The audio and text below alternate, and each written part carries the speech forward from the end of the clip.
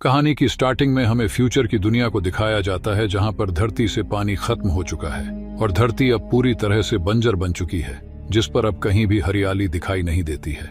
यहाँ पर हम एक अर्नेस्ट नाम के आदमी को देखते हैं, जो कि अपने बेटे और बेटी के साथ यहीं पर रहता है। उसके पूर्वज यहीं पर रहकर खेती किया करते थे। वो भी अपने पिता के साथ मिलकर खेती किया करता था, लेकिन पानी की कमी की वजह से ये पूरा इलाका सूख चुका है। लेकिन उसके बच्चों को पता ही नहीं है कि आखिर हरियाली कैसी होती है। अब पानी की कमी की वजह से जितने भी लोग यहाँ पर रहते थे वो पलायन करके यहाँ से जा चुके हैं, लेकिन अर्नेस्ट को आज भी यकीन होता है कि वो इस जमीन पर फिर से खेती कर सकता है।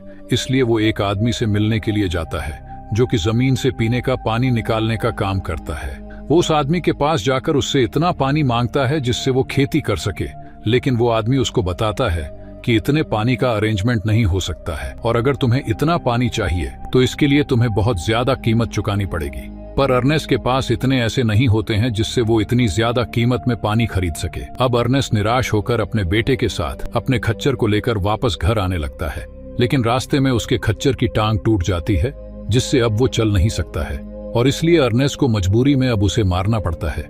वो जब घर आता है तब वो देखता है कि उसकी बेटी रेत से बर्तन मांज रही होती है, क्योंकि पानी की कमी की वजह से इन्हें रेत से ही बर्तन मांजने पड़ते हैं।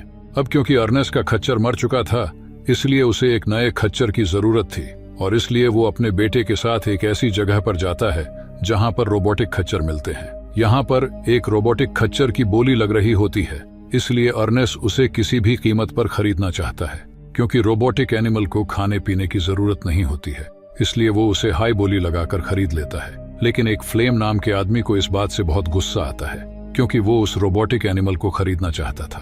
अब अर्नेस्ट अपने बेटे को लेकर उस रोबोटिक एनिमल के साथ एक हॉस्पिटल में पहुंचता है। यहाँ पर हम अर्नेस्ट की वाइफ को देखते हैं, जो कि एक स्पेशल फ्रेम के साथ बंधी होती है। दरअसल कुछ समय पहले अर्नेस्ट की वाइफ का एक्सीडेंट हो चुका है, इसलिए वो इसी फ्रेम के साथ चल फिर सकती है, लेकिन अर्नेस्ट के पास इतने पैसे नहीं होते हैं जिससे वो इस फ्रेम को खरीद कर घर ले जा सके, इसलिए उसने अपनी वाइफ को इस हॉस्पिटल में रखा हुआ है। अब वाइफ से मिलने के बाद अर्नेस्ट जब घर जा रहा होता है, तब रास्ते में उसे एक रोबी नाम का लड़का मिलता है, जिसकी फाइनेंशियल कंडीशन काफी खराब होती है। उस लड़के के पास एक छोटा बच्चा भी होता है, जिसको पालने के लिए उसके पास पैसे भी नहीं होते हैं, इसलिए वो अर्नेस्ट से उस बच्चे को खरीदने के लिए कहता है। लेकिन अर्नेस्ट उसे समझाने लगता है कि तुम्हें इस तरह से हार नहीं माननी चाहिए, और अगर तुम्हें किसी भी मदद की जरूरत होगी तब मैं तुम्हारी मदद जरूर करूंगा। वो लड़का अर्नेस्ट को पहले से ही जानता है, इसलिए वो अर्नेस्ट से कहता है कि तुम्हारी बेटी का किसी के साथ अफेयर है। ये सुनकर अर्नेस्ट गुस्से में घर की ओर जाने लगता है, और घर जाकर जब वो अपनी बेटी से इस बारे में पूछता है, तब वो उसे कहती है कि मैं अपनी लाइफ के फैसले खुद से ही ले सकती हूँ। इसीलिए गुस्से में अर्नेस्ट उसको घर के अंदर लॉक कर देता है। अगली सुबह अर्नेस्ट को पता चलता है कि उसका रोबोटिक एनिमल किसी ने चुरा लिया है, इसलिए उसका सबसे पहला शक फ्लेम के ऊपर जाता है, क्योंकि वो भी उस रोबोटिक एनिमल को खरीदना चाहता था। अब जब वो उसे ढूंढने के लिए जाता है, तब जमीन से पीने का पानी निकालने वाले लोग उसके ऊपर हमला कर देते हैं, जिससे वो बेहोश हो जाता है।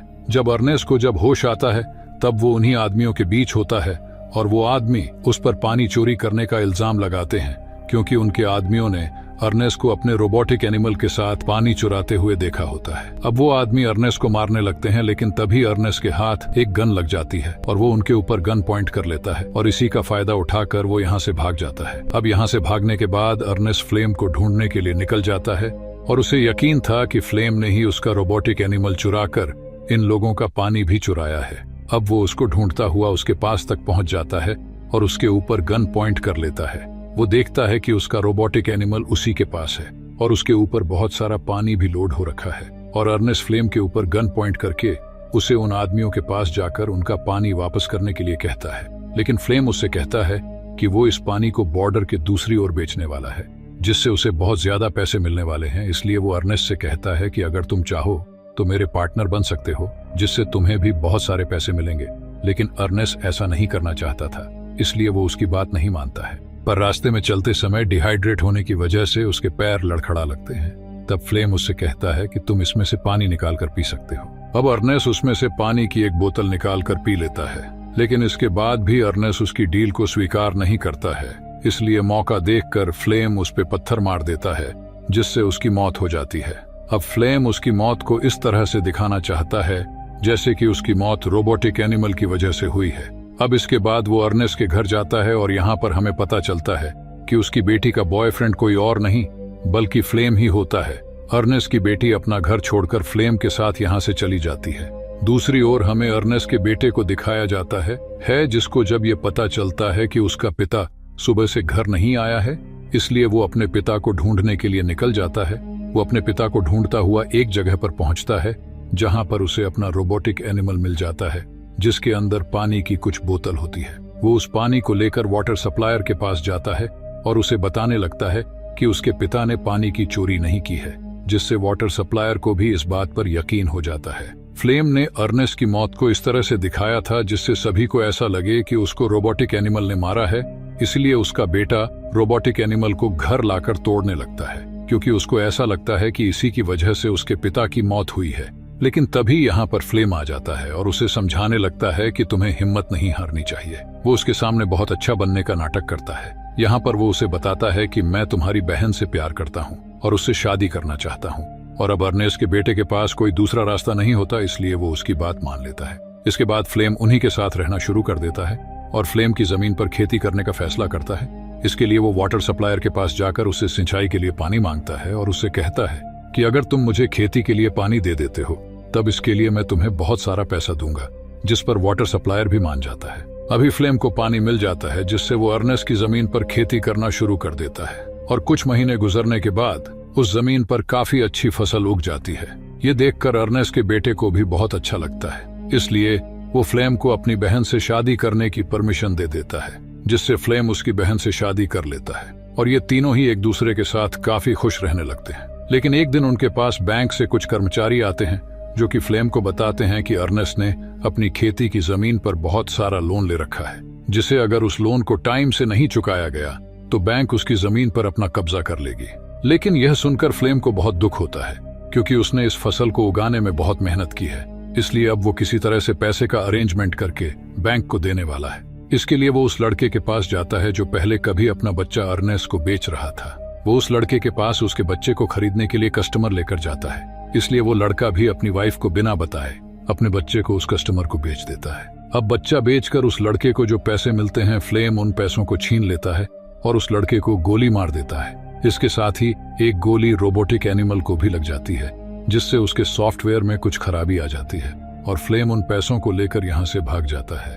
अब फ्लेम उन पैसों से बैंक का सारा लोन चुका देता है, जिससे उनकी लाइफ पहले की तरह नॉर्मल हो जाती है। लेकिन अर्नेस्ट के बेटे को शक होता है कि उसने बैंक का लोन चुकाने के लिए उसके रोबोटिक एनिमल को बेच दिया है। इसलिए जब वो उसे रोबोटिक एनिमल के बारे में पूछता है तब वो उसके ऊपर गुस्सा करने लगता है और उससे कहता है कि मैं उसके बारे में कुछ नहीं जानता हूँ कि आखिर वो कहाँ पर है। दूसरी ओर हमें रोबोटिक एनिमल को दिखाया जाता है जिसके सॉफ्टवेयर में खराबी आ चुकी थी, इसलिए वो खुद से ही अपने मैन्युफैक्चरर के पास जाने लगता है जिससे वो उसे रिपेयर कर सके। अर्नेस्ट का बेटा फ्लेम से कहता है कि कल वो अपनी माँ से मिलने के लिए हॉस्पिटल जाएगा, लेकिन वो अपनी माँ से मिलने के बहाने अपने रोबोटिक एनिमल को ढूंढता हुआ उसी रोबोटिक कंपनी में पहुंच जाता है। यहाँ पर कंपनी का ऑनर उसे बताता है कि तुम्हारे रोबोटिक एनिमल में कुछ खराबी आ गई थी जो कि हमने फिक्स कर दी है, इसलिए अब तुम उसे लेकर यहाँ से जा सकते हो। पर जाने से पहले वो उसके रोबोटिक एनिमल के खास फंक्शन के बारे में बताता है। वो उससे कहता है कि तुम्हारा ये रोबोटिक एनिमल कुछ फुटेज को रिकॉर्ड कर सकता है। अब अर्नेस्ट का बेटा जब उसके द्वारा रिकॉर्ड की गई फुटेज को चेक करने लगता है तब उसे पता चल जाता है कि उसके पिता को इस रोबोटिक एनिमल ने नहीं बल्कि फ्लेम ने मारा है। इसके साथ ही उसे ये भी पता चल जाता है कि पैसे के लिए उस रोबी नाम के लड़के को भी फ्लेम ने ही मारा है। इसलिए घर आकर वो उससे अपने पिता की मौत के बारे में पूछने लगता है, लेकिन फ्लेम उसके सामने अनजान बनने का नाटक करता है और उसे कुछ भी नहीं बताता है। लेकिन जब वो उससे कहता है कि तुम्हें रोबी ने याद किया है, ये सुनकर वो काफी हैरान हो जाता है और उसे यकीन नहीं आता है कि रोबी आखिर जिंदा कैसे हो सकता है, क्योंकि रोबी को उसने अपने ही हाथों से मारा था। अगले दिन फ्लेम के पास रोबी का एक लेटर आता है जिसमें लिखा था कि वो बहुत परेशान है और उसे फ्लेम की मदद की जरूरत है। वो उसे एक जगह पर मिलने के लिए बुलाता है, इसलिए फ्लेम उससे मिलने के लिए उसी एड्रेस पर पहुंच जाता है। लेकिन यह जगह इतनी खरबा होती है कि उसका पैर एक पत्थर से टकराता है, जिससे वो एक खाई में जाकर गिरता है।